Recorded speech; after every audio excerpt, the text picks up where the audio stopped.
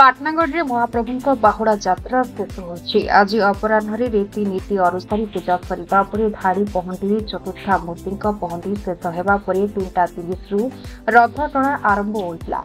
देवस्त्र अधिकारी तथा पाटनागढ़ उपजिलापाल सुनील कुमार मेहर और एसडीपीओ सदानंद पुजारी देवोत्तर विभाग सदस्य मान उपस्थित बाहुड़ा यात्रा हजार हजार भक्त सामिल होते।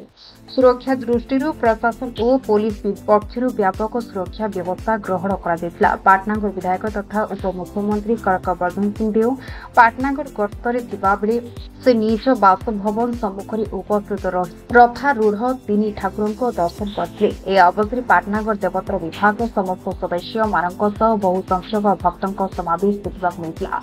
पाटनागढ़ पाटना समाचार। जय जगन्नाथ।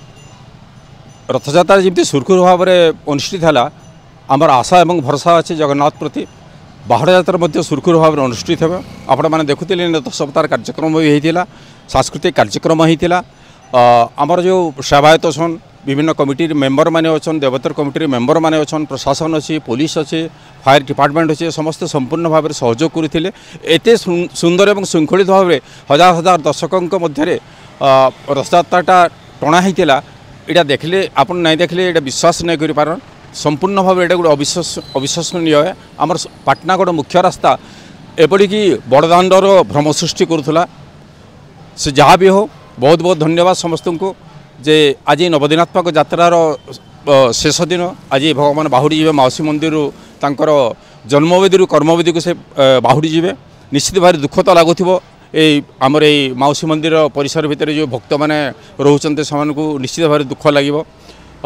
से जहाँ भी हो आशा करुँचे बाहुड़ी यात्रा निश्चित भाव सुरखुर में हो। बहुत शांति श्रृंखलार सह दर्शक भगवान को दर्शन करेंगे। ये सुव्यवस्था प्रशासन करेছে। बहुत बहुत धन्यवाद। जय जगन्नाथ। पूरापूरी प्रस्तुति अति चमत्कार भाव रही प्रशासन तरफरु सेवायत तरफरु तत्संगे संगे पाटनागढ़ जनसाधारण बहुत उत्साह एवं उद्दीपना नहीं यही बाहुड़ा यात्रा को उपभोग करने हजार हजार संख्यार वर्तमान जमा हेले। अल्प समय पर आमर बाहुड़ा यात्राटी आरंभ होब। वर्तमान आमर ठाकुरंकर पहंडी विजे आरंभ हो जाउछि।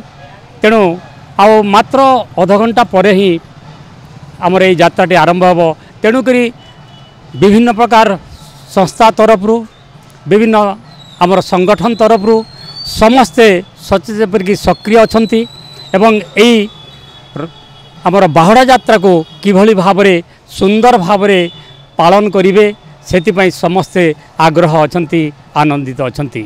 तेणु समस्ते जो सजग होती सब प्रकार सहयोग देवाई से पाटनागढ़वासी को देवोत्तर कमिटी को एवं सहयोगी कमिटी समस्त को मु धन्यवाद ज्ञापन करुँची आज बाहुड़ा यात्रार अवसर रे।